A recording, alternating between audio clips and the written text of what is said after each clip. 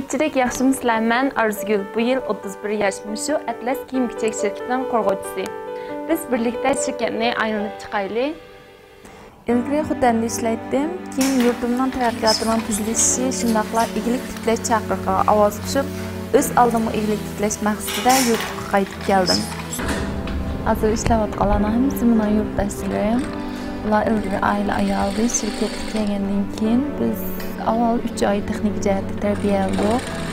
Layoqatli bo'lgandan keyin chiqdi.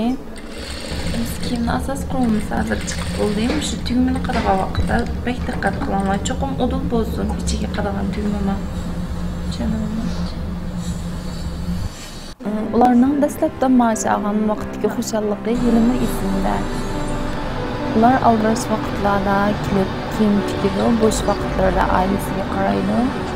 Xizmat va oilasini tang etmoqlaydi. Bular shirkatimizda laylanib tikib chiqarilgan kiyimlar. Hozir shirkatimizda 3 nafar laylanuvchi bor.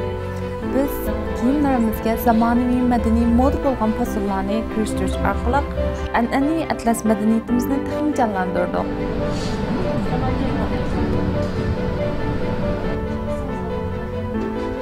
Qaranglar, qunchoqlarimiz umoqmikan.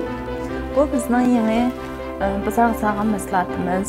Biz odatda kiyim tikib eshib qolgan parcha atlaslarimizdan foydalanib, bu qunchoqlarimizni bizab chiqdik. Biz bundan keyin taxmin ko'p yangiliklarni yaratib, atlas mahsulotlarimizni taxmin ko'p kishilarning tushunishiga va yoqtirishiga sunamiz.